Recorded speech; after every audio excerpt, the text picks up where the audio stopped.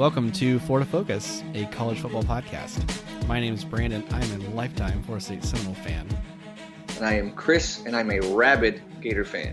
And we are putting aside our differences as rivals to bring you the fantastic world of college football throughout the Sunshine State.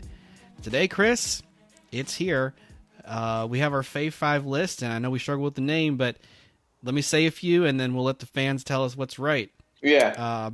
Our Fave 5 schools that we root for that aren't our own, or you had a better idea? I have quotation marks, other schools. Other schools? Okay. Alternate schools. The other guys that we kind of like, so The obviously yeah. the title's a work in progress, but the material's not. We know exactly where we're going with this. Basically, if your school, for some reason, just shut down football, and you had to pick a school to root for from there on, who would you go for? Like or when that. your team is not playing, who do you tend to root for? There we go. So if you can figure out a title that summarizes all that. Yeah, well, we'll post it with something out there because it has to have a title, but you know, it's really your show, guys. So if you, whatever the title ends up being, it isn't being Right. But either way, our Fave 5 insert cool Filler title school. here. Yeah, filler. There you go. So I feel like with this one, Chris, this is going to give the fans a little bit of insight into who we are in our past. Right. Yeah. And kind of divulging a little secrets here, putting ourselves out on the table. I don't mind it. Yeah, and I think it's going to be interesting to see the reasons why and we root for or would root for those teams. And I think every team is different. The reasons why you're going to root for number 4 is different than 2. Yeah. And like you say, it's going to be personal, I think. A lot of these are – some is just preference, some it's part of who I am. But this is a fun one. It was difficult. And I mean difficult. Numbers 1 through, say, 4 easily could be 1A, B, C, and D. No easily. kidding. So for me, this was the easiest. Wow. I know it. You know, it's just me. I can just talk without really thinking about it. You know. Yeah. So I'm sorry you had troubles with it, but I Yeah. real quickly, Chris, I think we might have to bring out the ice kicker just in case we cross paths on this. Oh, that's a good point. We don't have to like do a harsh one. You know, just like a hang on. But just in case, it's a very small chance it happens. Yeah, true. Like, just spoiler I'm alert, thinking- I'm not going to be putting the Gators on this list anywhere. So, like, Oh, I yeah, secretly like them or anything. But, you know, there's 120 schools out there. Yeah, there's a small chance that we cross paths on 1 or 2 of them. A long podcast before I get to FSU. Let's just say that. Long episode. Oh, good. Very well said. Anyway, I think the fans got the idea. Why don't you go ahead whenever you're ready, number 5 on your list? Number 5 is, and you'll be surprised that there's a couple of ACC schools on my list. Wow. Okay. Yeah. Okay. So, but number 5 is not one. That is ECU, East Carolina. What? Oh, And- man, I got to hear why. I know, and this is left field, and these teams I don't like. And I do not lose sleep if these teams lose. Okay. Don't get me wrong. I'm just saying, I kind of like to see them win. And if I didn't have the Gators, I would gravitate towards these teams. Okay. East Carolina, mainly because my dad's side of the family is from Eastern Carolina, North Carolina. Okay. And my aunt, I think my aunt went to ECU. I really should know this answer. I'm pretty sure my aunt went to ECU. My dad talks about them a lot. So I kind of just like them. Yeah, okay. I've heard about them growing up a little bit, and the fact that they're Pirates doesn't hurt either. Okay. So the colors are kind of odd. I wouldn't choose those colors, but because family ties there.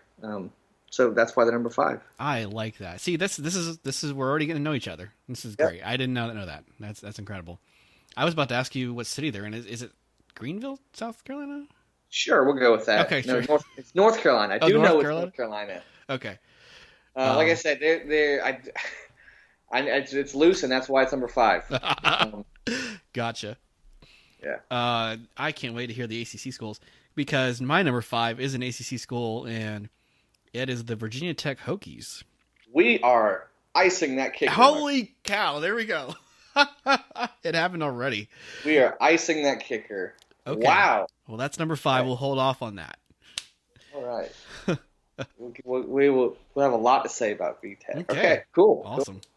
All right, so that means then you can skip to your number 4 now. Yeah. So for just want to explain the ice the kicker for those that might be listening the first time. Go ahead. Yeah. If we have a same player or team or game, whatever, but it's a different number, the one that has the lowest. So my spot for Vatek is lower than his, or higher, however you're looking at it. Yeah. We ice the kicker, call the timeout, and then we revisit it later on. And that's will get for the listeners' benefit. We don't want to double up on stuff and trip over each other. So we'll just make sure. I don't want to talk about Vatek and then 5-10 minutes later you hear Brandon talk about it. We're just gonna combine. It's for you. You're welcome. Yeah. Okay. So back to me now. So number 4. All right. So you know who one of my ACC schools are. The other one is North Carolina, UNC. Wow. For the same reasons. Okay. Family is, but that's part of it. The other part of it is a guy named Michael Jordan. I'm not sure if you heard of him. He did not play football, but he's such a huge part of my childhood growing up, especially in sports.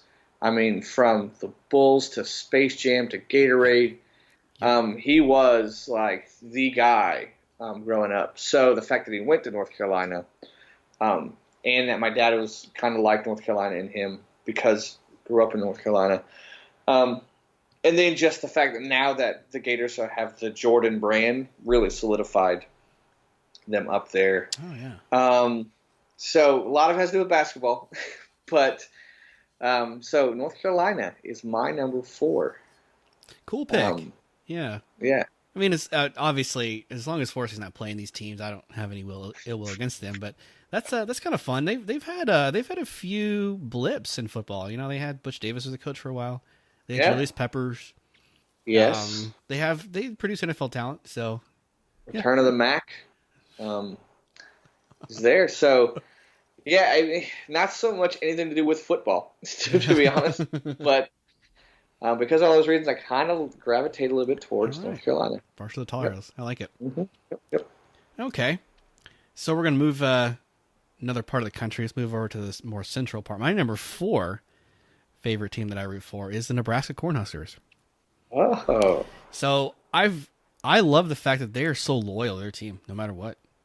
What are we talking? They've sold out every game since the 70s at home.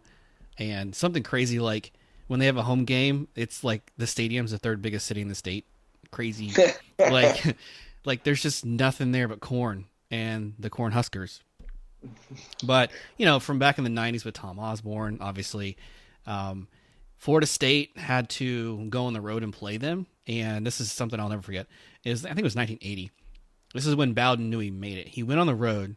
He beat Nebraska at home. And when the game was over, the fans applauded us. Oh. You just don't see that anywhere else. Yeah. These people are just, cream of the crop, give the T-shirt off their back to you kind of people. And they just care. So it's been interesting. I always feel kind of sad when they don't succeed, so I'm hoping they do well now. Gotcha. So, yeah. Also, other family ties. So kind of back to your reason for East Carolina. My grandfather was in the Air Force, and he was stationed in Omaha, Nebraska during the 70s. So when they were kind of up and coming. So my family kind of has like a tie to Nebraska as well. Right. Okay. The Gator fan in me should not like that pick. I can understand why, Tommy Frazier. Yes, but I 2 reasons why I don't hate Nebraska as much as I should. One, Tommy Frazier is just a really good player. Uh-huh. A lot of respect for him, and the fact that we won the next year kind of takes the sting off. Okay. Had we not, I would not be a fan of Nebraska at all. But Interesting though. I would not expect you Yeah, to pick. Nebraska, and then, well, like Florida State had to beat them in '93 to win it. I think we played Yeah. them in a couple of Orange Bowls. So, like, Mhm. given the '90s having to play them in major games for a title, I should hate them, but I don't. Right, right. Nebraska. We should hate you, but we don't. Oh dear. Um, Number three for me, and this is my on the top on the Fave Five. This is my only SEC school, Whoa. and I kind of like them for one reason. The main reason is they have very similar rivals to Florida. It is a team that already hates the teams that I already hate. Okay. So I think I would, and that is the Auburn Tigers. Really? You think about it, they despise Georgia. Guess who despises Georgia? Me. They don't like Bama. Guess who doesn't like Bama? Me. They don't like LSU. Guess who doesn't like LSU? Me. So I'm like, okay, what's the enemy of your enemy is your friend? Yeah, yeah. It's kind of where Auburn comes in to play, and doesn't help that I kind of like their colors a little bit. The fact that an eagle flies in during Yeah. the game, is kind of cool too. But yeah, I really was like, over the years, I found myself rooting for them a lot because they play against the teams I hate. So I kind of like the Auburn Tigers a little bit. Okay. Okay. Again, if they lose, I don't lose any sleep at all. And I would easily, if choose another team over them if it meant the Florida jumped up, whatever. Right. But enemy of my enemy, man. That is interesting. And I didn't ice you on this one, but I will say they were low honorable mention for me, Auburn. But Okay. not enough to really like solidly make the honorable mention list. But they always, you're gonna hate it though. They always had a propensity of beating Florida. Okay. That was why I was like, okay, cool. But I mean, like every day, Saturday watching football. Yeah, who was Auburn playing? I don't really know. Yeah. Kind of deal. So Well, in Florida, Auburn used to be a big rivalry yeah, when I was growing up. So again, you'd think I wouldn't, but now that we don't play them, I just seems like they play teams that I don't like, and I end up rooting for them a lot more than I thought I would. So, cool. so I know that's the bitter fan in me. It's all very revealing for both of us. So Yeah, I know, right? that's cool. So we'll shift back to me. We'll draw the focus away from that. Number 3, correct? I believe you're right. Yeah. Yeah. So this goes actually back to the middle of the country. Knowing where I grew up, this shouldn't be too much of a surprise. But my number 3 team is the Texas Longhorns. Okay. So I grew up in the northeast corner of Texas. There's not really a lot of college football in the Dallas area, but University of Texas in Austin, which is like southeast. So when I was growing up, this is kind of different now. You really pick sides. It was either Texas or Texas A&M. They used to play every year up until the 90s in the Big 12. So that was always Thanksgiving weekend. And so I was like, hey, I'll root for Texas. They also had Ricky Williams, so it didn't hurt. Yeah. Texas A&M did have Dak Gwynn. I don't know if you remember that guy. I do remember that guy. So they had some interesting characters. And, Mac Brown was kind of a cool coach. He went to Florida State for a little bit. I think he was a grad assistant or something. So when he was a coach there, that didn't hurt. Vince Young, amazing. Yep. So that was kind of cool. So yeah, kind of partial to the Longhorns. Tom Herman can win big games, so kind of cool to see where they go now. Big 12 looks very different than when I was growing up following them. Mm-hmm. And to quote you, I'll just say it again. I sometimes couldn't even tell you right away if Texas won or lost a game. It's not All right. like that severe of a fan following. But yeah, give me the Longhorns sometimes. Okay. Wow. The Red River. I knew I was going to mess it up. Red River rivalry. Got it. Nailed it. That's one of those games I'd love to always go to. Yeah. Oh, yeah. I forgot to mention that because the Texas State Fair is in Dallas, and that's where the game is played. So that's only like an hour and a half from my house. By the way, cool fun fact for you, Chris. The Texas public schools would give you a free ticket to go to that state fair and they would always plan a day out of school that you could go. Whoa, they're serious. So like the milk cartons, you get it in the lunch cafeteria. I had like free Right. tickets at the fair. Wow, that is old school, man. Yeah. So it's a big deal. That's definitely one of the bucket lists. Yeah. Cool. All right. Good pick. Where am I at? Am I at number 2 now? Yeah. All right, number 2. I'm just gonna say it. Boise State. The Broncos. Yeah, not just because they beat Florida State recently, but several reasons. I just know one main reason. It's just a lot. Obviously, the first thing you look at is their colors. They got nice colors. I do like their uniforms. They switch it up a little bit. The Smurf turf, that blue turf there. I would always if like Florida with the orange walls that we have with a blue turf, that would hurt people's eyes. Yeah. But I like that. But really, what I really like about them, and I think a lot of people didn't know they existed till this game, was the Fiesta Bowl versus OU. Yeah. Well, they upset them, and you had that hook and ladder. Then you have the Statue of Liberty to win the game. Craziness, just all that together. Ever since then, I've really liked Boise State. So that's why they're my number 2. Man, that's a fantastic pick. Those are all great reasons. If you ever, so we got time now. You want to watch a game that defines the sport, and I'm not exaggerating. Watch that Fiesta Bowl, please. Yep. I kind of want to now. That was the whole game. The whole game was great. But what a movie ending. Yeah, and they've actually talked about making a movie about that. Okay, team, good. That 07 Boise team. So I hope it happens. Was it Jared Zabransky? Zabransky, that's what it was. The name even is great. Did he make the cover of NCAA football? I think he did. I believe he did. And the running back proposed to his girlfriend right after. On the game-winning play. She said yes. Imagine if she didn't. Oh, I mean, what else? I mean, you can't. I mean, even if you don't love him, you have to say yes. Right there. Yeah. Maybe have a conversation afterwards, but you have to say yes. Yeah.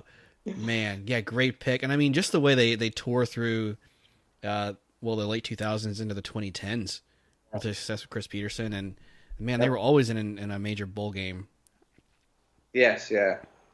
They're always that team that this non-Power 5 team, that's going to be the team to get to the championship game. They never did. Yeah. But they paved the way for teams like UCF and Sure. others. So, yep, number 2. Excellent pick. So my number 2, you're gonna love this team. They're just fun. They're just always there. Another Big 12 school. I guess that's 3 Big 12s if you count Nebraska, which they're Big 10 now, but they weren't always. Number 2, the Oklahoma State Cowboys. Oh, okay. So this is going to have an interesting turn in my life. I actually lived in Oklahoma for 2 years. And I lived 45 minutes north of Stillwater. Okay. All right. So a little bit of history, not too much. My high school team was really good. Both of the years that I lived there, they were state champions in Division 1A. So this is the tiniest. That's how small the school was. But we were really good. And I was the manager the second year. Okay. Mm-hmm. The state championship game, the finals, both those years were played at Oklahoma State Stadium. Okay. Actually, before they did all the renovations they have now, as of 2020. So this is before Boone Pickens started dumping billions into the stadium. But because of that, I actually got to go in the press box of the stadium. Oh, so nice. I have been in the press boxes at Oklahoma State. Nice. Because I got to film the game and I ran stats, stuff like that. So not only that, but back in the day, a guy named Les Miles was the coach of Oklahoma State. Okay. And he used to beat Oklahoma, which pleased me very much. Okay. And that's what got him hired at LSU, essentially. But Oklahoma State was just fun to watch. They were the Cowboys. The only thing I didn't care for was the orange. I just Miami, Florida. Yeah, well, yeah, just can't. No, yeah. But they were always just kind of gunslinger, kind of farmer guys, And then Gundy came along. I was like, yes, thank you. Definitely, Definitely going to follow this guy the rest of his him, career. Yeah. Plus, in 2007, I think it was, I'm the man, I'm Ford. I was like, you sold me. Come after me. You could sell tires for the rest of your life. I'm still going to cheer you. Like, yeah, you got those Michelin sold. This guy's awesome. Oklahoma State also. You come after me. Yes. You want a set of Firestones? You come after me. That was totally unplanned. Everybody listening, you want a good? Yeah, that just Chris, you're the man. Mm-hmm. I think one year was it 2012. Oklahoma State, like they were like this close, like an inch away from being a national champions. So I think they had one loss to Iowa State that year and ended up playing and winning the Fiesta Bowl, something like that. But it was like one of those crazy games went in overtime and some kind of travel delay. Like they didn't know they should play the game, and then it happened. They lost, and that was the only loss of the year. So I was like, man, they've had success too. And it hasn't translated into Big 12 titles. Oklahoma just seems to always be in the way there. But go Pokes. Something they also do. So when you get a first down, Chris, it's kind of hard to describe, but I'll try. You take your arm and you let it go limp. It's kind of like it kind of flails in the wind. Right. That's called the waving of the wheat. Because they're farmers, it's agricultural area. Listen, no disrespect to farmers. No, that's the farmers that do that. That's ridiculous. Waving of the wheat. Oh my God, Chris. Okay. So you just wiggle your arms. Not really. It's kind of like it's loose. It's kind of waving in the wind. Like one of those inflatable tube guys at a car lot. Oh my. Not that severe, but kind of, I guess. And Van Gundy's next to them. Okay, hang on. Let me really back, okay? I went to a bowl game where Oklahoma State beat Alabama. Does that help you? Yes. Okay, good. Okay. And it was like the interim before Saban took over, so Bama lost to them. Thank you. You're welcome. Well, I'll go look it up. I'll look it up. The waving of the wheat. I was trying to throw the show notes if I can find it. I'm picturing something probably different. Probably. I'll see if I can find it for you, too. I just see Van Gundy in a car lot with just waving his arms next to those. Why are we putting? I guess when he retires, he has to sell cars or tires now. Anyway, but that's my number two.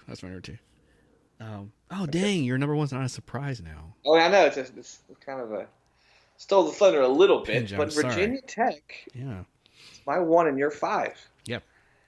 I'll go first. Well, no, I'll go first. Yeah, and then you just chip in.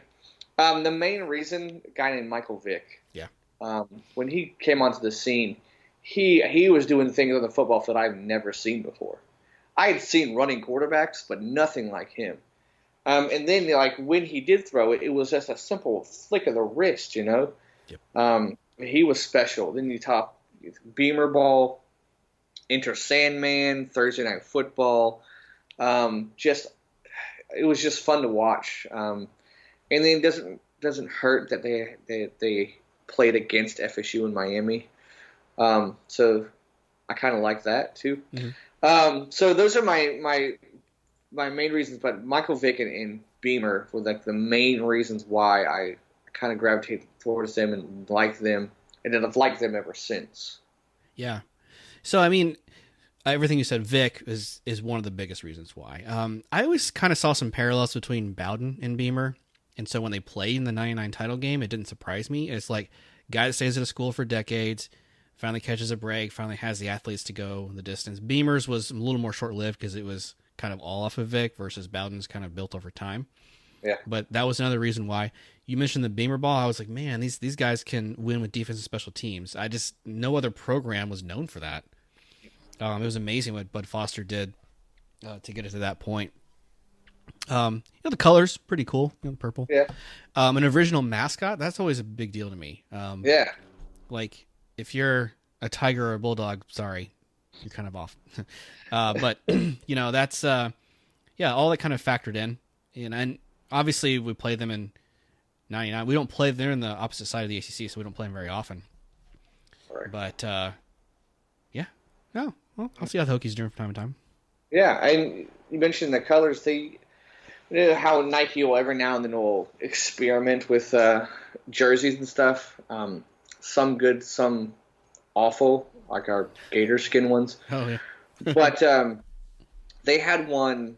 I don't know, early 2000s. I could be wrong on when it was, but it was black, but like the numbers were kind of like a technical, like a futuristic almost, like the orange like bled into the what's the other color?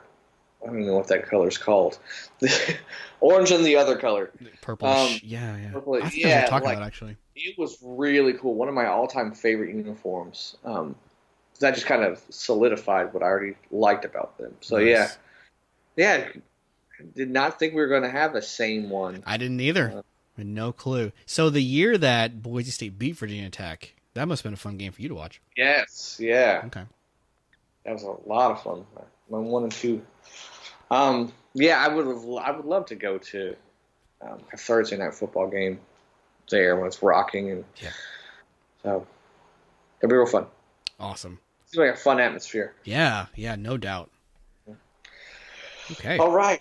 I got my number one.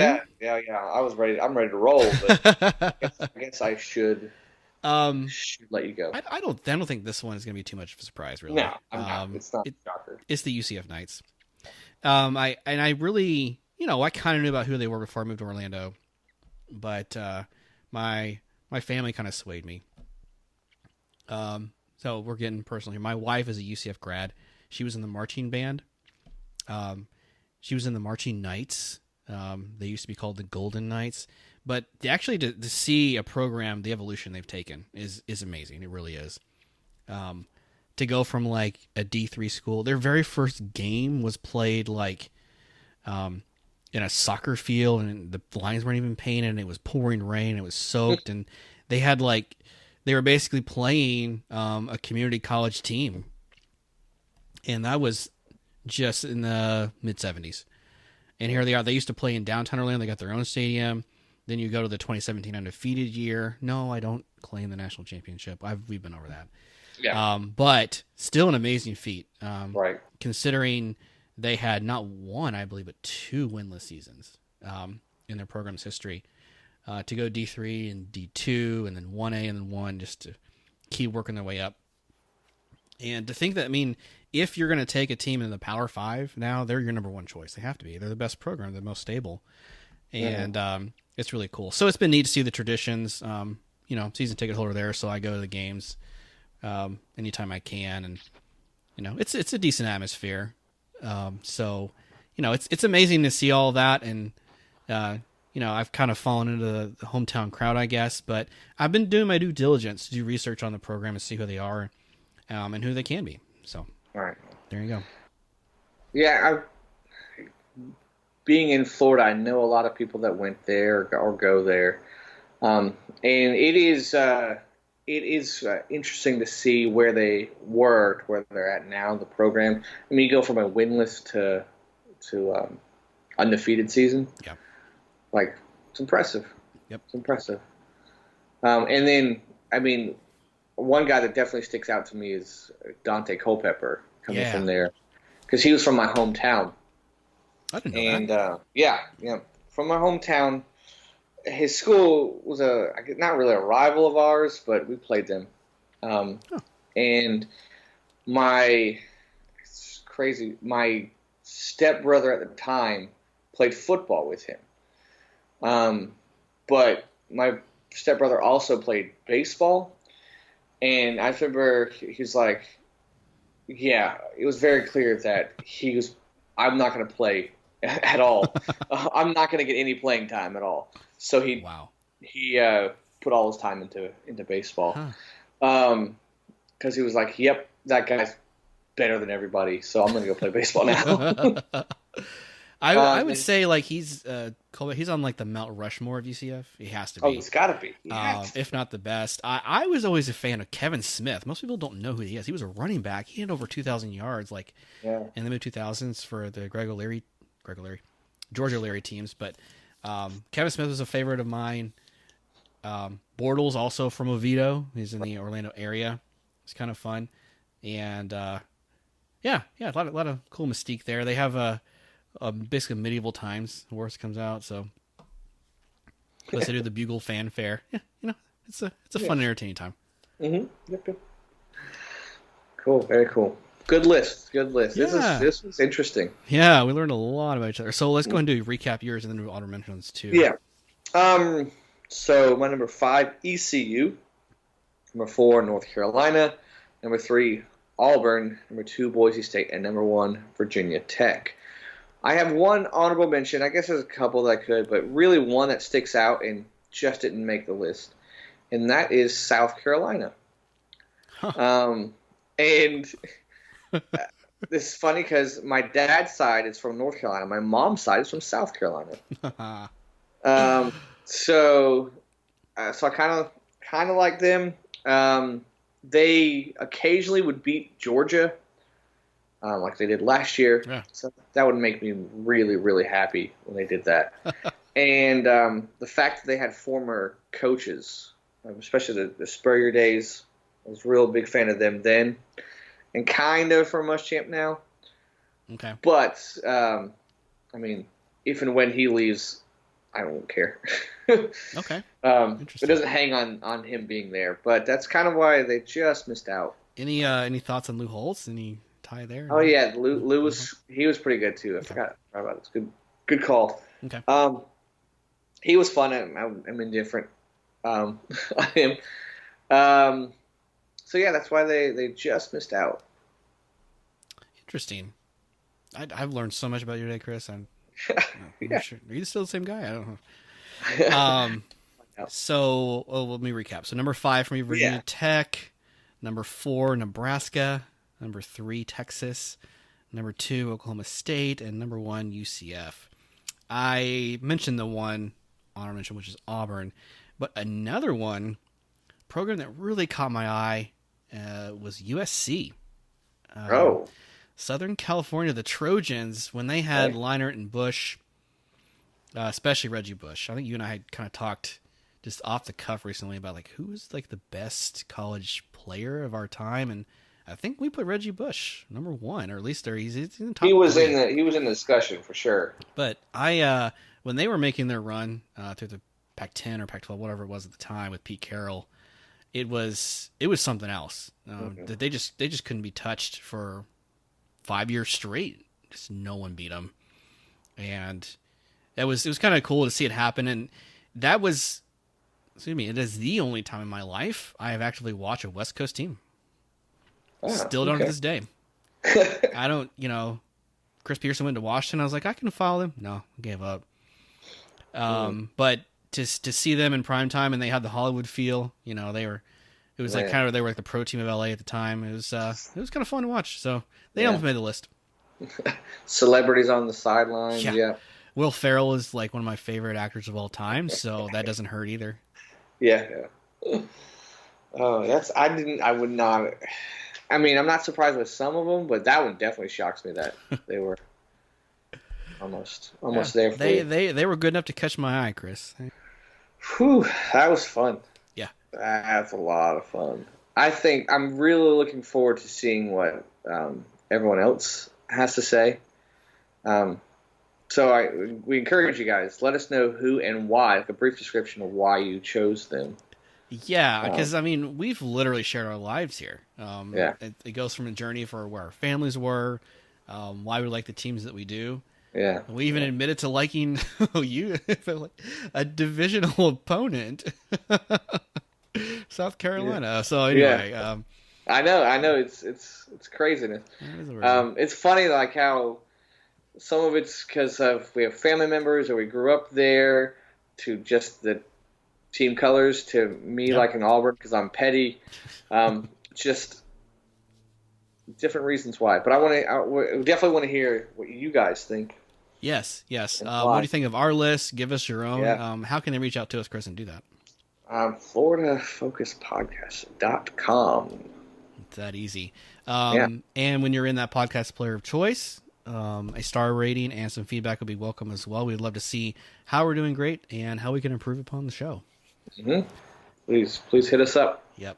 All right, man. This was really fun. I look forward to doing something like this again. It's kind of a little bit different for us. So, and this is Brandon saying, "Go Noles, and go Knights, go Cowboys, go Longhorns, go Cornhuskers, go Hokies."